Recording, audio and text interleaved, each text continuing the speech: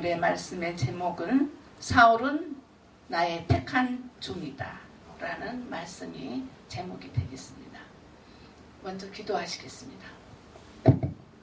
아버지 하나님 감사합니다. 저희들에게 귀한 시간을 주시고 말세 지마를 당한 이 세대 가운데서도 믿음을 지킬 수 있도록 이 시간도 붙들어 주신 것을 감사합니다. 하나님, 이 한 시간 예배하는 시간이오매 하나님 앞에 신령과 진정으로 예배할 수 있는 귀한 저희들 되게 하여 주시옵소서. 부족한 종이 주의 귀한 말씀을 대언할 때에 주여 인간의 자체를 감춰주시고 하나님이 원하고 기뻐하며 주시고자 하시는 귀한 메시지가 저들에게 전달되게 하여 주시옵소서. 믿사옵고 예수 그리스도 이름으로 간절히 기도하옵나이다. 아멘. 아멘. 네. 우리는 종종 나에게 질문을 합니다. 네가 하는 일이 천직이냐? 아니면 네가 하는 일이 그냥 하는 일이냐? 자신에게 던지는 물음이 있습니다. 내 직업은 정말 천직일까? 내가 하는 일이 진정코 어떤 자가 소명으로 주셔서 내가 하는 것일까? 라는 게 천직이고 나에게 직업이라고 할 수 있습니다. 내가 하는 일이 정말 기쁨으로 감당할 수 있는 일이라면 그걸 감사하고 또한 기뻐하면서 그 일을 감당할 것이고 거기서 우리는 생의 보람을 느끼고 또 행복을 누리면서 살 수 있을 것입니다. 성경에 보면은 창세기 3장 16절에서 17절에 보면은 인간이 타락 후에 일터에 찾아오는 그 수고는 말씀을 통해서 보자면 너는 종신토록 수고하여야 그 소산을 먹으리라 하셨습니다.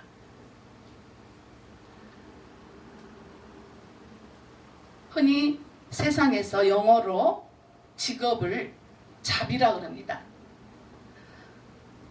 이상하게도 그 잡은 잡잡잡 먹는 그러한 그 흉내에서 지어진 것처럼 잡입니다. 그래서 일방적으로 다 하는 일을 잡 그렇게 얘기합니다. 그 다음에 직업을 프로페션이라고도 합니다. 프로페션은 내가 전문 직종, 내가 하는 일이 전문적인 거를 프로페션이라고 그렇게 얘기합니다. 그 다음에 또 직업을 보케이션이라고도 하는데 이 보케이션이라는 거는 전문 직종이 아니고 정말 소명을 준 콜링을 받은 그러한 직업을 보케이션이라고 합니다. 그래서 부름받은 직업이라고 볼 수가 있죠. 보케이션은.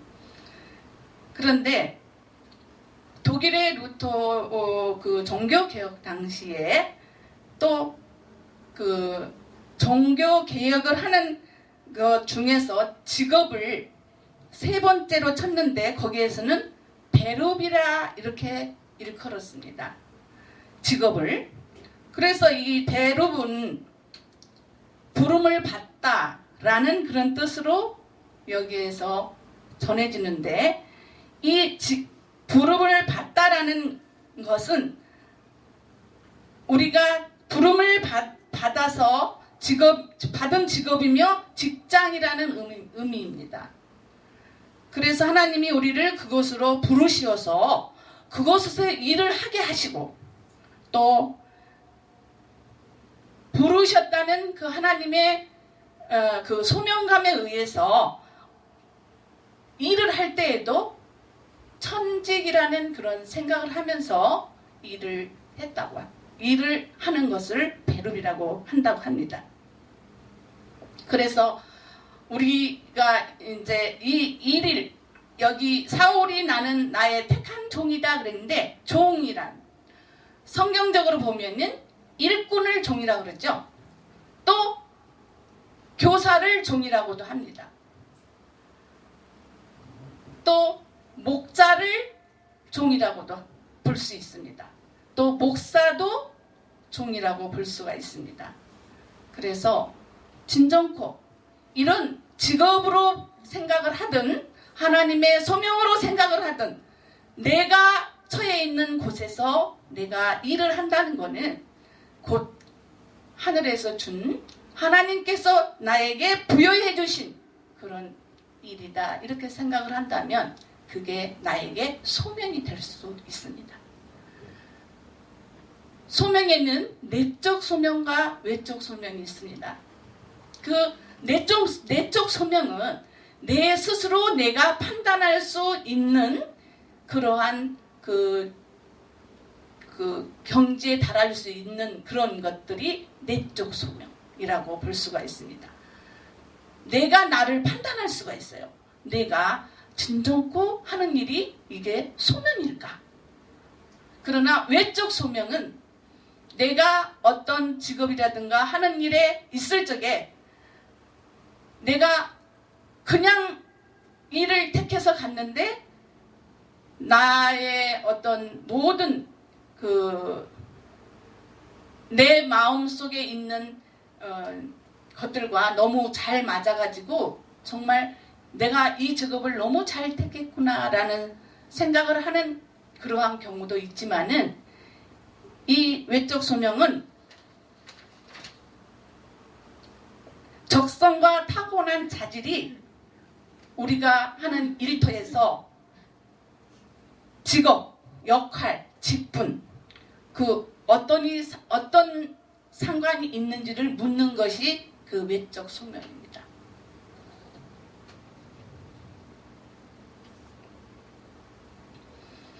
외적 소명은 여러 각도에서 확인할 수도 있습니다. 어쨌든 확실한 점은 자신이 하는 일에서 보람과 기쁨을 누려야 하는 그런 어느 정도의 열매가 있어야 하는 그러한 것이 외적 소명입니다. 그래서 내가 하는 일을 통해서 내가 많은 소득을 가져온다든가 아니면 내가 하는 일을 통해서 보람을 느낀다든가 기쁨을 느낀다든가 또한 큰 행복을 느낄 수 있다면 그게 나의 외적 소명으로서 맞다. 이렇게 보시는 것이 좋습니다. 이렇게 내적 소명과 외적 소명은 과연 내가 있는 이곳이 하나님이 무슨 뜻이 있어서 나를 여기에 놓았을까? 나를 여기다 데려다 놨을까? 왜 하나님은 이곳에 나를 보내셨을까?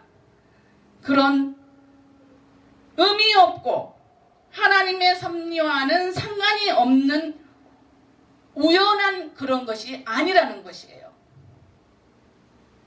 하나님과 늘 나의 소명은 상관이 있는 거다. 외적 소명이든 내적 소명이든 그렇게 볼 수가 있겠습니다. 여기 말씀을 보면은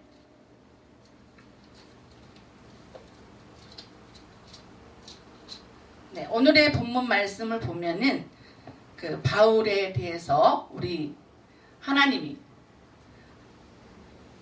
강권적으로 역사에서 바울을 부르시는 그런 광경을 9장에서 볼 수가 있겠습니다.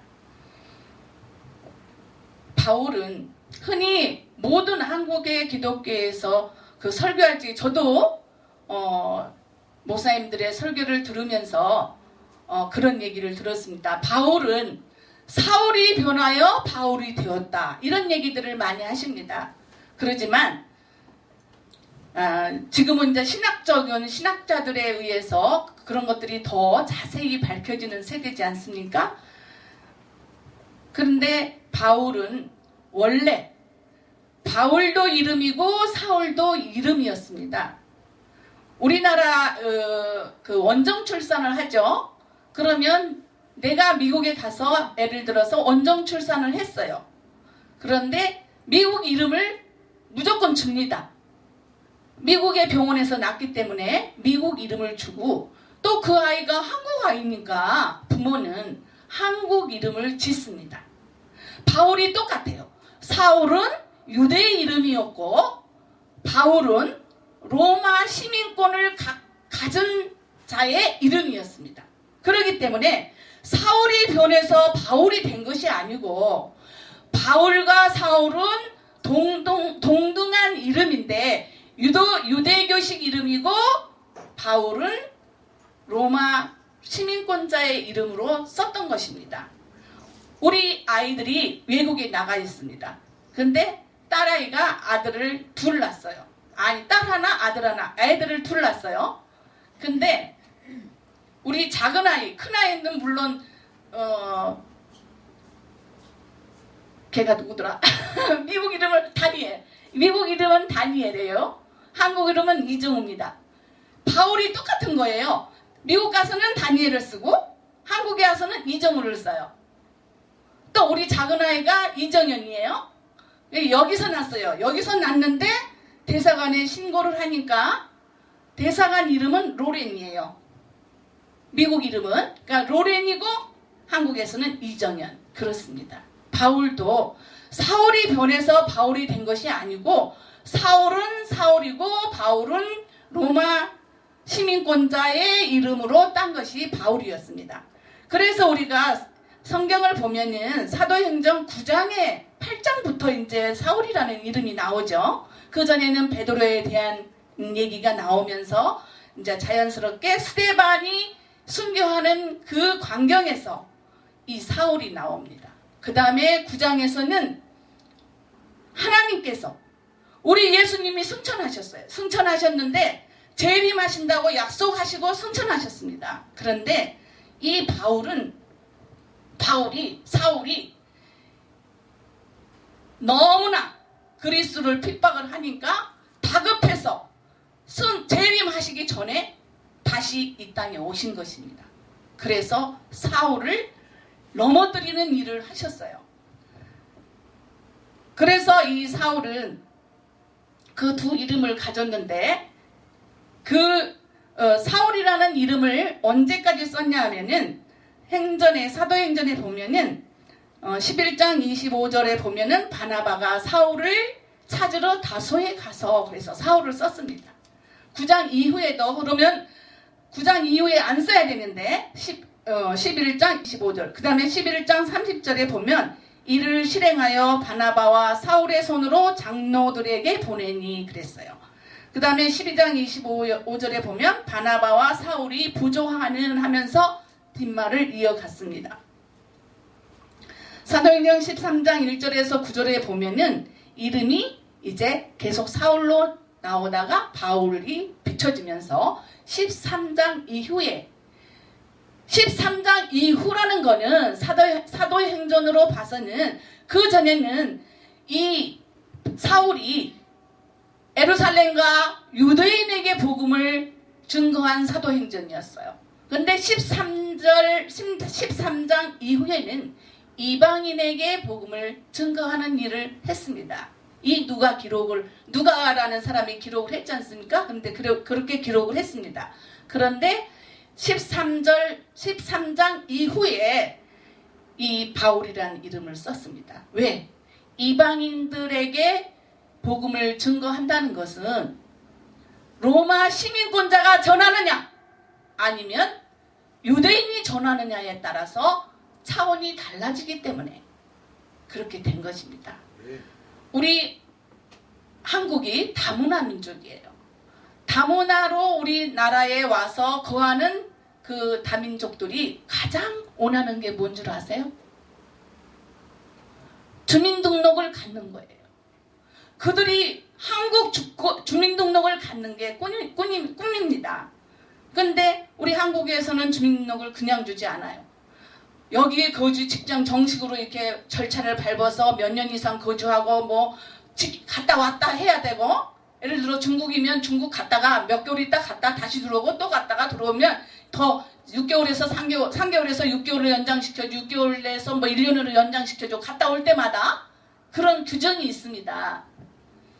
그런데 그래서 그들이 그걸 지키면서 주민등록증을 얻기도 하고, 그냥 위장 결혼을 해서 주민등록을 얻으려는 사람도 많고, 정상적인 결혼을 한국 사람과 해서 주민등록을 얻으려고 하는 사람이 있습니다. 그러나 그 주민등록은 우리나라에 꼭 필요한, 살아서 죽을 때까지 필요한 하나의 인장이나 마찬가지예요. 그런데 우리나라 주민등록 가지면 우리나라에서는 행세를 하죠. 근데 미국에서 행세할 수 있어요? 없어요. 그러니까 미국의 주민등록은, 저는 지난번에 어느 목사님이 북한을 가셨어요. 근데 우리나라 주민등록을 가지고 갔으면 북한에서 진즉 죽었을 거예요. 근데 미국 주민등록을 가져갔기 때문에, 미국 시민권을 가져갔기 때문에 그 목사님이 2년인가 3년 되셨는데 지난 한 2달 전에 석방되셨죠. 그걸 보면 미국 시민권이 또 우리나라의 주민등록보다도 훨씬 위력이 있어요. 그런데 미국 시민권만 갖기 위해서, 그거라도 갖기 위해서 원정 출산을 하고 이민을 가고 가서 그 시민권 있는 사람하고 결혼하고 막 해서 그거를 가지려고 세상 사람들은 안달부달합니다. 근데 훨씬 그보다 위력 있는 시민권이 로마 시민권이에요. 로마 시민권은 얼마나 위력이 있느냐 하면은, 내가 죄를 지었어요. 죽을 죄를 지었어요. 그래도 내가 시민권자라는 그 고난 때문에 황제에게, 황제님, 나 이거 억울합니다 라고 재판을 제소할 수 있었어요. 미국 시민권이 그래요? 그러지 않아요. 그렇지만은 이 로마 시민권은 황제에게 직접 재판받을 수 있는 권한이 주어진 게 로마 시민권이에요. 그 다음에 이 로마 시민권은 그것뿐만이 아니라 내가 험악한 죄를 지었어도 웬만하면 넘어가는 거예요. 다. 그게 로마 시민권이에요. 그 시민권을, 그래서 그 시민권은 얼마만큼의 위력이 있냐면은 온 세상, 전 세계를 통용할 수 있을 정도로 그 시민권 하나면은 다 통과되는 그 정도의 시민권이었어요. 근데 어때요? 저와 여러분은 어떤 시민권 가지고 있어요? 천국 시민권을 가지고 있잖아요. 네. 이 천국 시민권은 이런 거 저런 거 다 필요 없이 우리는 천국을 갈 수 있는 거잖아요. 네. 그래서 이 바울은 로마 시민권을 가지고 있었기 때문에 이 바울은 이방인 선교를 위해서 내가 바꾸고 싶지 않았을지라도 이방 선교, 이 19절, 20절 이때 보면은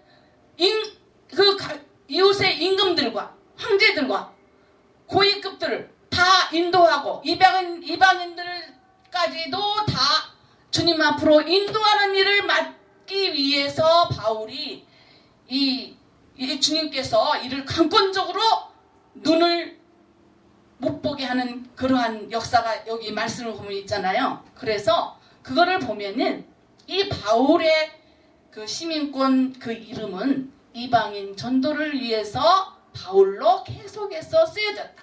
그래서 이 바울은 그런 이 이방 전도에 대해서 가장 주님을 정말 강권적으로 붙들고 전했고, 또 가장 겸손한 자, 성경에서 보면 가장 겸손한 자, 가장 경건한 그러한 신앙인으로서 성경의 한 인물로 자리 잡게 됩니다.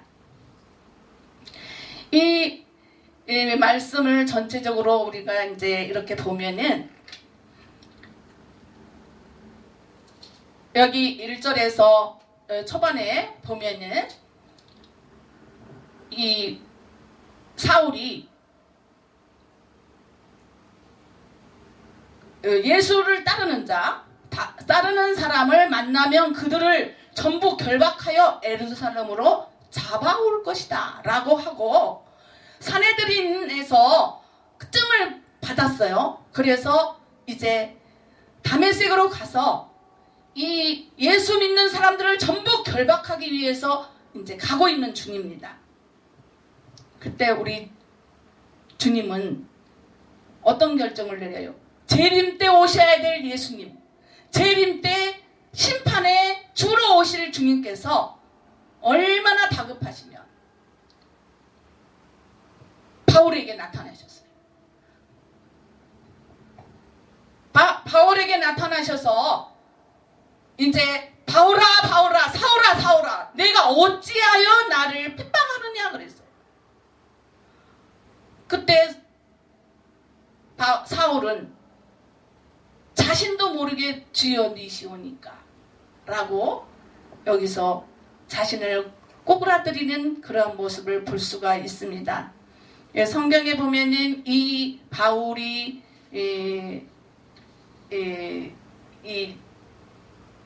바울이 회심하는 장면이 3군데 나와요. 근데 그 3군데마다 다 기록이 약간은 다릅니다. 주위의 사람이 들었다. 같이 가던 사람이 그 광경을 보고 그 소리를 들었다 했는데 눈만 어두워졌다는 기록도 있고, 아니면은 보았다. 예수님이 빛을 확 붙이는 것도 보았다라는 사람도 있고, 그쪽도 있고, 그렇게 해서 이제 예수님 그 바울의 회심 장면을 3군데에서 기록을 했습니다. 근데 바울이 왜 이 성경을 보면 왜 핍박을 했는가? 바울은 성경이 보면은 이 바리새파 중에서도 가장 최고의 바리새파 중에서도 베냐민 지파였어요. 그는 최고의 권력가에게 교육을 받은 사람이었어요. 그것도 유대교, 전통적인 유대교 교육을 아주 철저하게 받은 사람 중에 하나였습니다. 그래서 그의 마음속에는 항상 하나님은 이스라엘의 하나님이시다.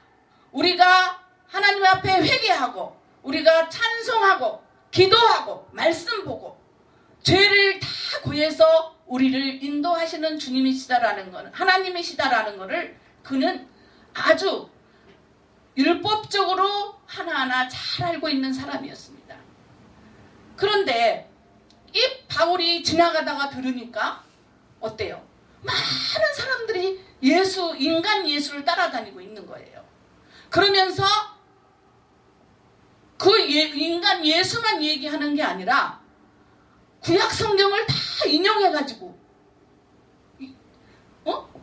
모세가 호렙산에서 이렇게 가시떨기에 불이 붙은 거를 보고 뭐 해가지고 그분이 곧 하나님이고 곧 예수님이고 막 이렇게 전하는 거를 이 바울은 너무나 그게 싫은 거예요. 뭔 소리를 하고 있는 거야? 하나님? 어떻게 저 예수라는 사람을 보고 하나님이라 그러고 하나님의 아들이라고도 하고 때로는 그리스도라 그러고 그러는 거예요. 그게 너무 싫었던 거예요. 그리고 모세가 또 사도행전 7장 59절에서 58절에 보면 예수를 따르는 사람들이 거룩한 성전과 율법을 거스르며 전능하신 하나님을 모독하는 거예요. 왜? 예수를 따르면서 하나님의 그 성전 안에 있는 성전에서 우리가 성소에서 제사를 지내잖아요. 그런 성소의 모든 것들을 이 사람들이 활용하면서 하나님을 모독하는 게 싫었던 거예요. 그래서 율법으로서는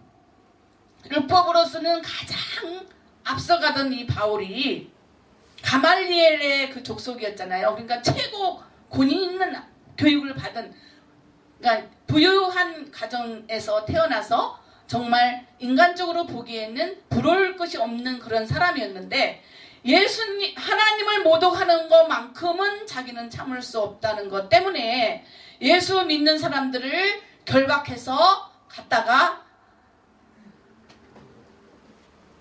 잡아들이는 일을 하는 거예요. 그때 우리 주님은 말씀에 보면은 재림에 오셔야 될 주님이 갑작스럽게 나타나신 것은 핍박의 긴박성이 정말 믿는 자들에게 너무나 크게 다가오는 것을 막기 위해서 이제 우리 주님은 다가오셨습니다. 나타나셨어요. 그래서 이 바울을 회심을 하게 만들고, 그 바울은 회심하는 가운데서도 가장 치명타인 눈을 볼 수 없는 사람이 되었습니다. 요나가 니느웨로 가서 복음을 증거하라 그랬어요. 근데 다시스로 도망갔죠. 근데 며칠 동안 고기 뱃속에 들어있었어요? 3일. 근데 이 예수를 믿는 사람들이 예수님이 3일이면 성전을 다 무너뜨리고 다시 설립한다 하는 말에 너무나 화가 났던 거예요. 이 성전을 몇십 년을 지어서 만든 성전인데 니들이 이걸 다 무너뜨리고 3일 만에 세우느냐, 그거잖아요. 그래서 이 3일이라는 것은 기독교에서 어마어마한 변화를 갖다주는 숫자가 되었고, 3일이라는 것은 곧 죽었던 사람이 살아나는 그러한 큰 역사를 가져오는 숫자가 되었습니다. 그래서 이 바울은 회심으로 볼 적에 강권적인, 원치 않는 그러한 가운데서도 강권적으로 주님을 영접하는 사람이 되었어요. 그래서 사도행전에서는 그를 전설적이고 좀 이렇게 객관적인 그런 기록을 많이 했지만은, 실제로 본인이 쓴 갈라디아서 보면은 이 갈라디아서 1장 15절에서 16절을 보면 내 어머니의 태로부터 나를 택정하시고 그러셨어요. 그의 믿음이, 그는 구약의 그 말씀에 대해서는 너무나 잘 알고 있습니다. 단지 성육신 하신 예수님이 3일 만에 성전을 다 무너뜨리고 다시 세우는 일, 이거가 연결이 안 돼서 그런 거지, 그 전에 그 율법이라는 것은 상상할 수 없을 정도로 그 바울은 잘 알고 있었습니다. 그래서 그는 또 16절에 보면은 아들을 이방에 전하기 위해서 그를 내 속에 나타내기를 기뻐하셨을 때에 내가 곧 혈육과 의논하지 아니하고 그는 주의 일을 갔다는 거예요. 고린도서 4장 5절에서 6절을 보면 우리는 우리를 전파하는 것이 아니라 오직 그리스도 예수의 주되신 것과 또 예수를 위하여 우리가 너희의 종된 것을 전파함이라. 이런 것을 전파할 믿음의 뼈대를 딱딱 꼬집어서 잡은 이 바울은 너무나 믿음이 1.1핵이라도 흠잡을 데가 없는 그러한 신앙의 소유자로 그가 탄생을 하게 된 것입니다. 바울이 그리스도에 대한 이해와 그리스도 안에서의 체험을 잘 나타내고 있는 가운데서 사실상 바울의 회개는 바울 자신의 그 주관 상태에서 부름이 있었던 것이 아니고 그리스도의 부름이었다 라고 우리가 볼 수가 있겠습니다. 그래서 이제 예수님은 승천하신 예수님이 친히 찾아오셔서 승천하신 예수님이 다시 오셔야만 했던 그 긴박성을, 그 심각성을 예수님이 찾아오심으로 바울이 그쳐졌다는 거예요. 사실 예수님은 우리들에게 재림에서 승천하실 적에 다시 오실 것을 약속하셨습니다. 아직 우리 주님은 재림이 아직 안 돼 있어요. 그러나 사울을 넘어뜨리기 위해서는 재림을 하신 것입니다. 잠깐. 분명 사울은 예수님의 음성을 들었고 또한 그 예수님의 음성을 듣고 핍박이 멈췄고 그는 오히려 핍박은커녕 예수님의 참된 종이 된 것을 우리가 이 말씀을 통해서 볼 수 있습니다. 요한복음 3장 17절을 보면 하나님이 그 아들을 세상에 보내신 것은 세상을 심판하려 하심이 아니고 그로 말미암아 세상을 구원하게 하려 하심이라 그랬어요. 성경 66권을 보면은 전체가 한마디로 얘기하면은 하나님의 사랑이라고 볼 수 있습니다.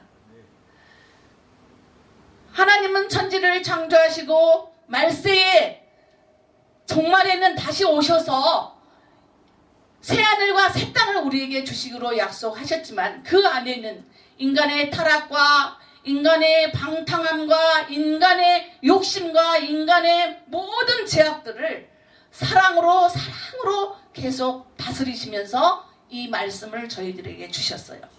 그렇기 때문에 우리를 세상에 구원하게 하기 위해서 심판을 하기 위해서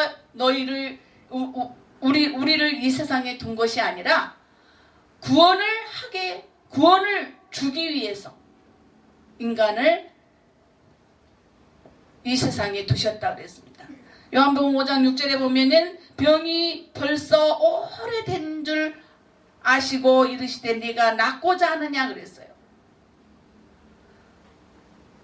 낫고자 하느냐. 38년 된 병자를 고치실 때도 낫고자 해서 고쳐주셨고 죽은 나사로도 그래서 살려주셨고 이렇게 하나님의 역사를 통해서 사랑과 또한 그 역사를 통해서 우리 하나님은 우리를 구원하시기 위한 그 말씀을 우리가 다 볼 적에 다 구원을 이루시기 위한 사랑이었다라고 볼 수가 있겠습니다.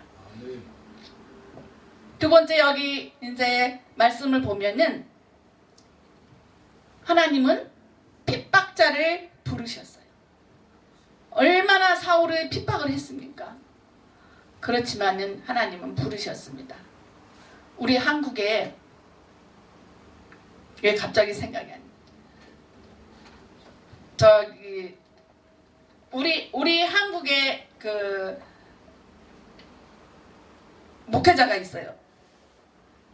갑자기 생각이 안 나네. 그 목사님의 아드님이셨잖아요. 근데 깡패였어. 깡패에서 시장에 가면은 그냥 예수만 핍박하는 거예요. 예수 믿는 사람만 핍박하는 거예요. 근데 한날은 전도지를 받죠. 전도지를 받아서 딱 보니까 정말 하나님이 들의 풀꽃들도 살리시고 막 하면서 이런 글귀가 있는 거예요. 그래서 그가 다시 돌이켜서 예수님을 증거하고 우리 한국의 초대 길선주 목사님 다음으로 부흥 집회를 많이 다니시면서 복음을 증거한 갑자기 생각이 안 나네. 그런 목사님이 계십니다. 우리 한국도 핍박에서는 벗어날 수 없는 그 민족성을 가지고 있습니다. 130년 전에 선교사들이 들어왔을 적에 우리 한국은 너무나 예수를 믿기에도 어렵고 풀 한 폭이 정말 자라는 것도 마음대로 자랄 수 없는 그러한 세상이었고 어지러운 세상이었고 고집과 아집이 센 세상이었고 그런 가운데서 예수를 믿어라 하니까 믿으면서도 안 믿은 사람들은 선교사들을 다 죽였어요. 그러면 우리나라에도 예수님이 오셔야 되는 거예요. 그냥 거꾸로 들여서라도 너 왜 예수를 그렇게 핍박하느냐 하면서 그들에게 다가서야 되는 거예요. 근데 그 음성은 우리가 듣지는 못했지만 애언이 다 이루어졌기 때문에 하나님의 말씀을 통해서 깨달아야 되는 거죠. 사울의 그 회심을 통해서라도 깨달아야 되는 거예요. 그를 깨닫지 못한 자는 하나님의 나라에 들어갈 수도 못하고 들어가지도 못하고 복음을 알지도 못하고 배반하는 그런 사람으로서 지금은 아마 돌아가셨다면 지옥에서 계실 것이고 아마 지금도 살아있다면 다행인 거예요. 복음을 빨리 받아들여야 되는 그러한 나라가 우리나라예요. 막 생으로 잡아 죽이고, 주기철 목사님도 영화를 보면은 너무나 슬프잖아요. 그죠? 신사참배 안 한다고 해서 막 그냥 괴롭히고, 교인이 오히려 갔다가 그냥 일본 순사들에게 그냥 고하고 해가지고 고통을 당하는 것들. 또 뭐 그 외에 우리나라에 얼마나 훌륭한 목사님들 많아요. 그런 목사님들의 그러한 고통과 그러한 핍박을 다 이겨낼 수 있는 그러한 모든 그 축복을 그들을 통해서 우리가 이 고난의 세상에서도 그래도 평화로운 세상을 살아간다고 볼 수가 있겠습니다. 이렇게 우리는 이 바울은 핍박을 통해서 그가 눈이 어두워졌어요. 눈이 어둡다는 것은 우리의 몸 지체 중에서 가장 중요한 것이 저는 눈이라고 봅니다. 눈으로 죄짓고, 눈으로 가고, 죄지러 가고, 아니면 눈으로 내가 거룩한 곳에 갈 수 있고, 눈으로 판단하고, 눈으로 모든 것을 다 판단해서 그것을 행동으로 옮기는 것이 눈이기 때문에 이 눈은 우리 인간에게 있어서 가장 중요한 부위 중에 하나다. 내가 하나님의 말씀으로 보지 못하고, 내가 눈이 있어도 영적으로 눈이 뜨지 못하면 하나님의 말씀을 한마디를 봐도 이 말씀이 죄악으로 가는 건지 천국으로 가는 건지 그걸 알지 못한다면 그 눈은 정말 찍어서 오히려 버리고 내가 천국에 가는 것보다 낫다고 우리 주님은 말씀하셨어요. 우리의 눈이 그렇게 중요하기 때문에 바울은 이 눈이 멀어서 3일 동안 꼼짝도 못하고 먹지도 마시지도 전혀 못하고 눈물로 아마 회개 기도를 하고 있었을 겁니다. 우리는 이 바울을 보면서 느껴야 내가 눈 뜨고 있는 게 얼마나 행복한 건지, 내가 눈이 제대로 내가 볼 수 있다는 눈을 가지고 있다는 것은 나에게 얼마나 큰 축복을 갖다 준다는 건지를 저와 여러분들은 이 바울을 통해서 다시 한번 생각할 수 있는 그러한 시간이 되어야 할 것입니다. 내 눈이 만약에 죄를 짓는다면 찍어서 버리고, 내 오른손이 죄를 짓는다면 이 오른손 잘라버리고 천국에 들어가는 것이 훨씬 낫다 그랬어요.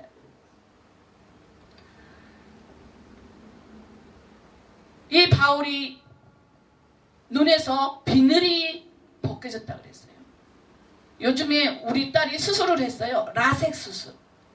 라섹 수술이 뭐냐 내가 그랬어요. 그러니까 눈껍질을 살짝 떼고 눈을 시력을 나쁘게 한 것들을 긁어서 다시 그거를 뭐 어떻게 덮어가지고 렌즈를 씌워놓고 막 이러는 거래요. 바울이 주님한테서 받은 수술이 그 라섹 수술하고 비슷한 거를 받았다고 보시면 돼요. 안 보여요. 우리 딸이 시력이 너무 나쁘니까 이 눈 뜨고 이걸 몰라요. 소경이나 똑같아요. 그거를 수술을 하고 나니까 이게 한 달 정도 시력이 교정되는 시간이 걸리기는 하지만 그래도 안경 안 끼고 글씨도 보고 이래요.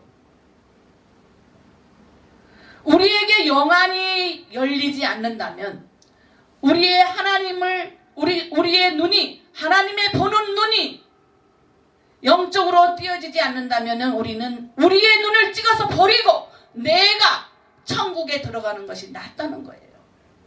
그래서 이 바울은 행동으로 죄를 실제로 했지만 눈으로 그가 보고 듣고 판단하고 죄를 졌기 때문에 그는 눈에 비늘이 씌어서 세상이 보이지도 않았던 거예요. 그러나 아나니아라는 사람에게 기도를 받으면서 낫게 되는데, 여기에 보면은 우리가 예수를 믿어도 정말 아나니아가 한 얘기를 가만히 생각해 보세요. 주여, 이 바울이 예수를 얼마나 핍박인 줄 아십니까?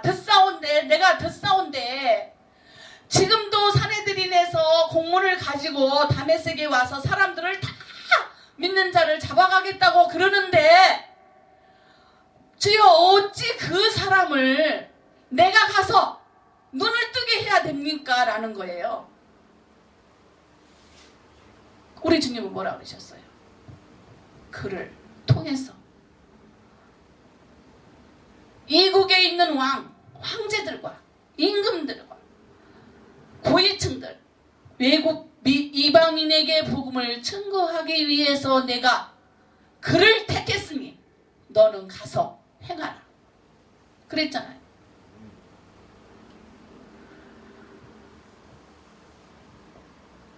제가 어떤 거를 보니까, 제가 어떤 걸 보기보다도 제가 이럴 때도 엄청나게 세상에 많은 고통과 고난을 많이 당하고 살았습니다.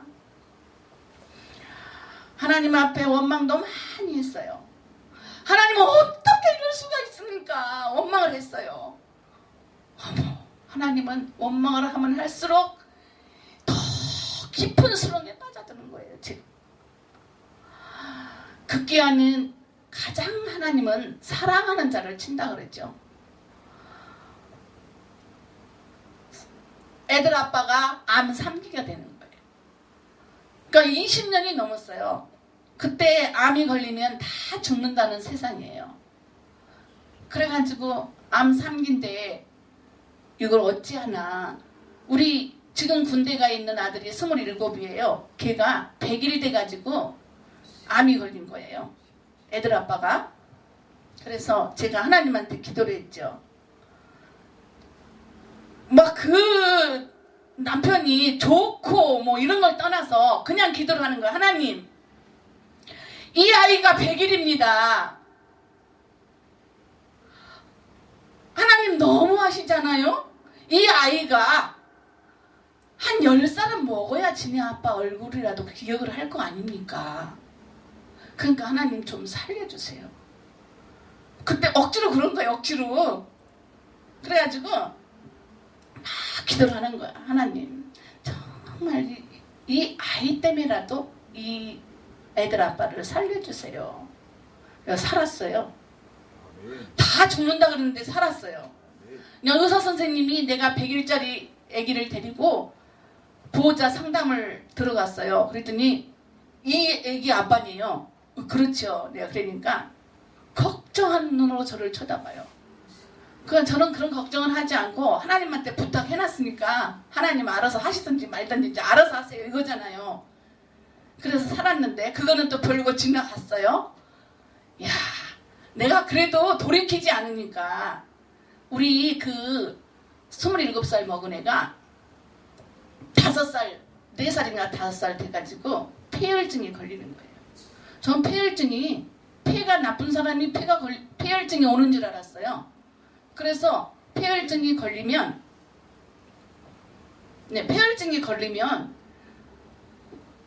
또 폐가 나쁘니까 그런데 어린아이가 왜 폐혈증이 걸려? 그런 거예요.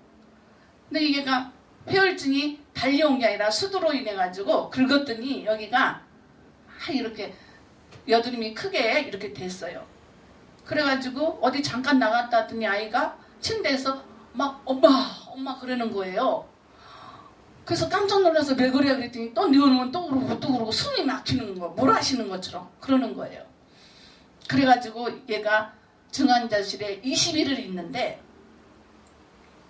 이렇게 다 붓는 거예요. 그래가지고 여기가 까매요. 그래서 의사한테 선생님,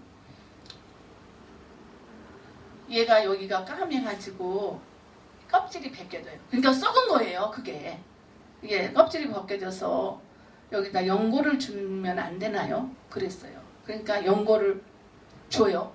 그래서 바르니까 여기가 뜨거워서 쭉 흘러내리고 그러는 거예요. 그러더니 한참 있으니까 미세한 구멍이 뚫어진 거예요. 이 구멍이 뚫어져가지고 움직이는 대로 고름이 나와요. 그래서 내가 의사 선생님, 얘가 고름이 있는 것 같으니까 저 고름을 좀 짜주세요. 그러니까 그때까지만 해도 당돌하게 이제 애들 아빠는 출근하라 그러고 이제 내가 혼자서 있으니까 애들 아빠가 없네요. 있어요. 그러니까 아무튼 오래요. 그래가지고 오라 그래가지고 막 이렇게 검사하니까 폐혈증이에요. 근데 이게 고름이 나니까 나보고 3일 동안 그렇게 피곤하니까 보호자실에 가 쉬고 애기 아빠 보고 들어오래요. 그러면은 애기 아빠 여자들이 보면 가슴 아프니까 애기 아빠가 들어오면 이거 수술을 한대요. 그래가지고 여기서 그냥 대야에 하나 고름이 나왔다는 거예요. 그러니까 제가 어떻게 했어요? 이 세상에서 가장 20일 동안 부러운 게 일반 병실이었어요. 하나님, 저 일반 병실이 저는 이렇게 부러운지 저는 몰랐습니다. 그래놓고 제가 거기서 엎드려서 기도를 하는 거예요. 제가 사실은 신학을 20대 때 했어요. 그래서 22살, 3살 되면 교육전도사로 가고 신방전도사를 하다가 결혼하면서 하나님, 나 있죠? 이거 못하겠어요. 나이 저렇게 드신 장로님들, 권사님들 내가 막 이거 말씀으로 훈계하는 것도 좀 그렇고, 예? 그러니까 나 못하겠어요. 그러니까 나 나이 먹어서 올게요. 내 맘대로 하나님 앞에 사표를 던진 거예요. 그러니까 집안이 조용할 일이 있겠습니까? 이 아이가 죽게 생긴 거예요. 그때 제가 기도가, 하나님, 저 아이가 아픈 건 나 때문이라 나를 데려가 주시든지, 내가 이 시간 이후부터는 절대로 하나님을 원망을 안 하겠습니다. 어려울 때마다 하나님을 원망하는 거예요. 제가 하나님 어떻게 이럴 수가 있어요? 그러고 따지는 거예요. 근데 이 아이가 아픈 다음부터는 하나님한테 기도를 하기를, 하나님, 제가 어떠한 일이 있어도 절대로 내 입에서 하나님을 원망하지 않고 항상 감사하겠습니다. 그러니 우리 아이만 살려주세요. 안 그러면 차라리 나를 데려가세요. 기도를 했는데 역시나 우리 하나님은 기도를 받아주셨어요. 그래서 지금 그 아이가 장교로 가서 있어요. 27살 먹었습니다. 이제 네, 이렇게 믿는 자는 버리지 아니하시는 하나님, 핍박자도 버리지 아니하시는데 원망자를 버리시면 되겠습니까? 저 그러고 따지고 기도도 해서 오죽하면 그래서 제가 참 너무나 당돌했다. 그 뒤로는 절대 원망을 않고 어떠한 일이 있어도 하나님, 내가 먹을 게 없어도 감사하고, 내가 오늘 저녁 끼니를 내가 연명하기 힘들어도 나는 감사해요. 감사하다 보니까 진짜 그냥 내일 모레 그냥 끼니가 떨어졌는데 하나님이 축복을 하시는데요, 감당할 수 없게 주시더라고요. 그래가지고 제가 지금까지 살고 있습니다. 이렇게 우리 하나님은 핍박자도, 하나님 조롱자도, 원망자도 우리 하나님은 부르신다는 사실이에요. 결국은 그때 불러서 빨리 왔으면 내가 하나님한테 더 일을 많이 했을 텐데 했는데, 하나님은 아니야, 넌 더 깨달아 하고 세상에서 더 살게 하셔가지고 늦게 부르셔서, 제가 그 맹세가, 우리 아이 흉이 여기 있는데 이 아이를 볼 때마다 내가 깜짝깜짝 놀라는 거예요. 하나님, 나 제가 아파서 내가 맹세했죠. 요게 그 아이를 볼 때마다 제가 놀래요.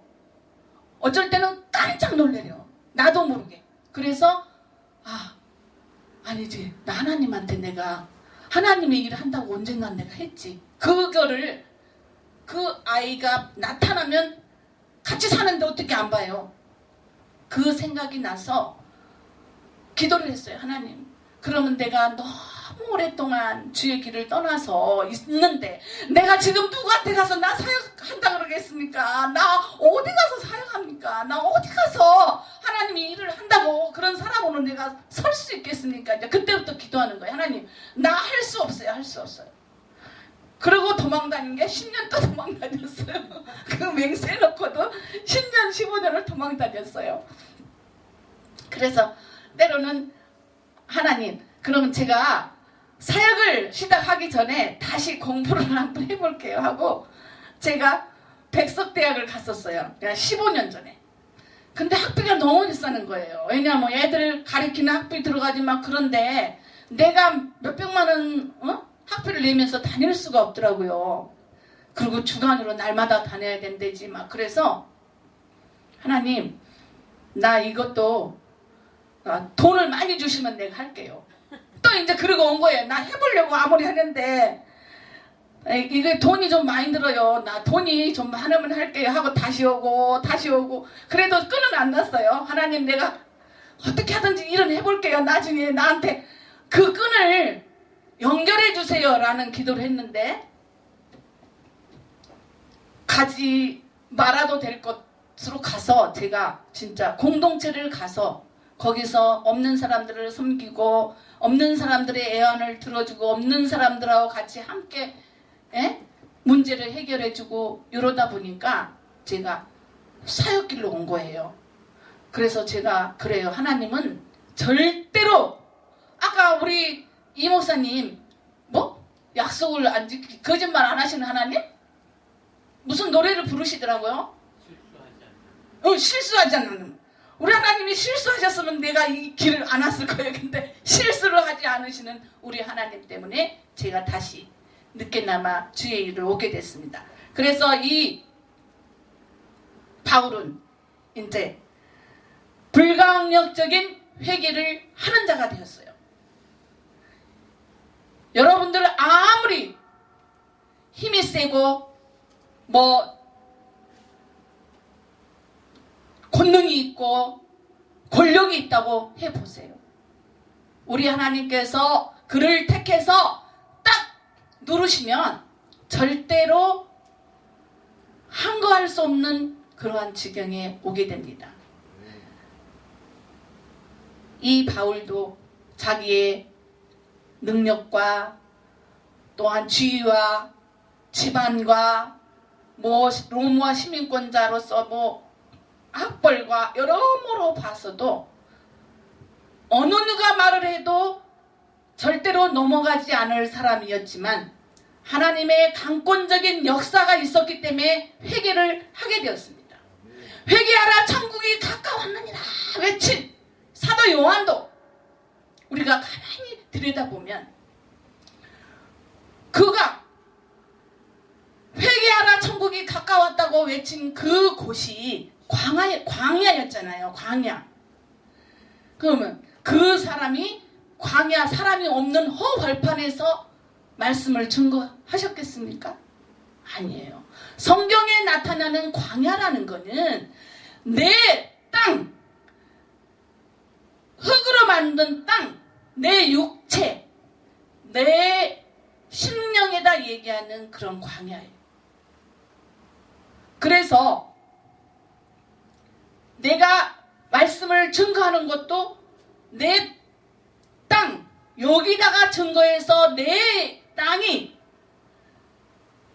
하나님의 땅으로서 변화시켜야 된다는 그런 식으로 이 세례 요한은 회개하라, 천국이 가까웠느니라 이렇게 했지, 마냥 있는 아무도 없는 허벌판의 광야이다 외친 게 아니라는 거예요.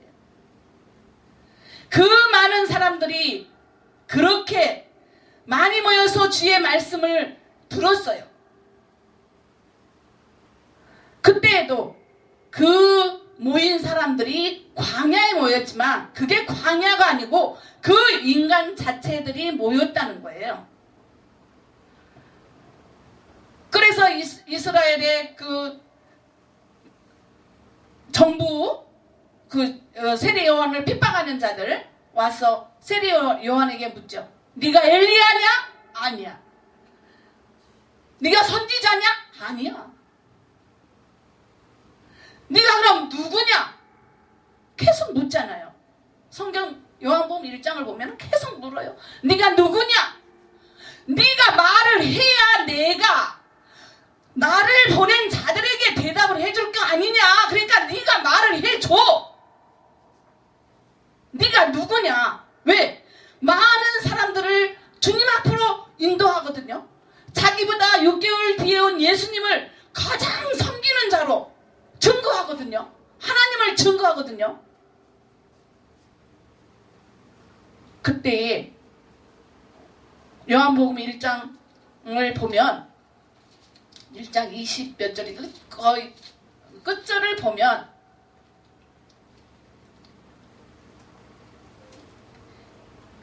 내가 선지자도 아니요 제사장도 아니요 나는 어떤 애언자도 아니고 내가 이렇게 세상에 떠돌다가 없어지는 소리다 그랬어요. 소리.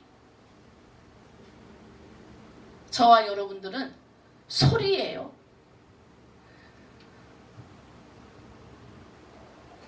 요한이 광야에 천막을 치고 그랬죠. 우리 인간이 천막 같은 인생을 사는 거예요. 내가 영원히 사는 것이 아니고 나는 잠시 잠깐 천막을 치고 잠시 잠깐 야영을 하고 잠시 잠깐 내가 이 세상에 정말 움집을 짓고 살다가 다시 하나님께로 돌아가야 되는 인생이라는 거예요. 그렇기 때문에 저와 여러분들은 회개하라 천국이 가까웠느니라 하는 그 세례 요한의 말씀에 귀를 기울여야 되는 거예요. 여러분들 지옥 가고 싶습니까? 내가 지금 지옥을 가지 않으려면 우리 예수님께서 인간의 육체를 하고 그 예수님이 하나님의 아들로서 인간의 육체를 하고 왔다는 것은 사람을 구원하시기 위해서 사람과 똑같은 모습으로 오신 거예요. 만약에 그들이 하나님이 돼지를 구원하려면 돼지 모양을 만들었을 것입니다. 그렇지만 우리 인간을 구원하시기 위해서 하나님은 인간하고 똑같은 예수님을 이 세상에 보내서 우리의 죄를 구원해 주시기로 하셨는데 그 예수님은 동정녀 마리아에게 나신 그 예수님은 원죄가 없으신 분이세요. 우리는 원죄로 인해서 우리의 영혼이 썩어지고 문드러지고 죽어 있는 게 아니라 우리가 영원히 죽음에서 헤어나올 수 없는 것 때문에 하나님은 우리에게 예수 그리스도를 보내주신 거예요. 그래서 예수님이 공생애를 시작하시고 이제 유대인들에게 잡혀서 빌라도 법정에 서서 십자가를 지시고 3일 만에 다시 성전을 일으키신 분이 곧 나와 여러분들이 믿어야 될 예수님이시고 나와 여러분들이 믿어야 될 그리스도라는 것을 우리가 확신하고 그걸 믿지 아니하면 우리는 아무 상관이 없는 사람이에요. 그러한 믿음을 갖는 저와 여러분들이 돼야 될 줄 압니다. 그래서 여기서 이제 보면 마지막으로